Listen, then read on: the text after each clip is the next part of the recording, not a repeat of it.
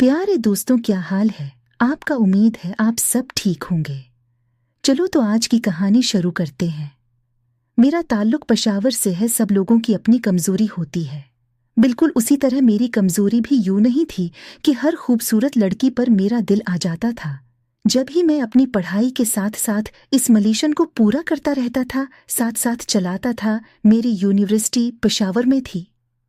मैंने पहले 4 साल इसी चीज में गुजार दिए। हर माह मुझे एक नई लड़की दिखाई देती। जब मैं उसके पीछे लग जाता तो किसी हद तक अपने काम में कामयाब हो जाता। ये चीज हमारे ग्रुप में आम थी। 4 साल के बाद मैंने आगे IMSc करने का फैसला कर लिया था। असल मकसद यही था कि अगर मैं पढ़ाई न करता तो उन मुश्किलों से भी दूर हो जाता, और यूं ही मशगलें जिंदगी को रंगीन बनाती हैं।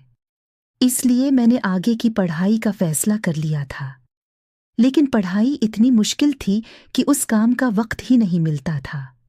मैंने काफी कोशिश की थी कि कोई खूबसूरत लड़की मेरी दोस्त बन सके, मगर जो भी लड़कियां मेरे साथ पढ़ती थी उन्हें पढ़ाई के अलावा उन चीजों में दिलचस्पी नहीं थी।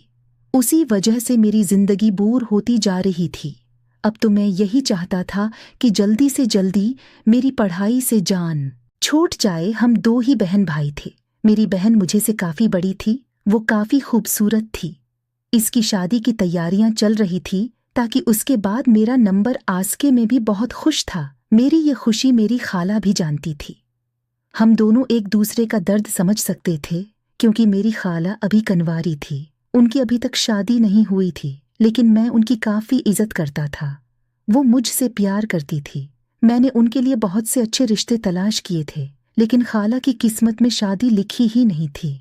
मैं कभी कभी उनके सब्र को दाद देता था। ऐसी बात नहीं थी कि खाला में कोई खामी थी, लेकिन वो काफी खूबसूरत थी और अपनी खूबसूरती को खाला ने काफी अच्छी तरह बरकरार रखा हुआ था। और इतनी उम्र के बावजूद भी वो छोटी लगती थी, और खाला खूबसूरती में अपनी मिसाल आप थी। कभी कभी मैं भी इनसे मुतासिर हो जाता था, लेकिन हमारा मिलना काफी देर बाद होता था। इसकी यही वजह थी कि मैं पढ़ाई में मसरूफ था और खाला नानी नाना के साथ रहती थी। अब बहन की शादी की तैयारियां करनी थी। इम्मी ने खाला को कह दिया था कि अब वो हमारे पास ही रहेगी। खाला ने भी हमारे पास रहने का फैसला किया था, और वो कुछ दिन पहले ही हमारे पास आ गई थी।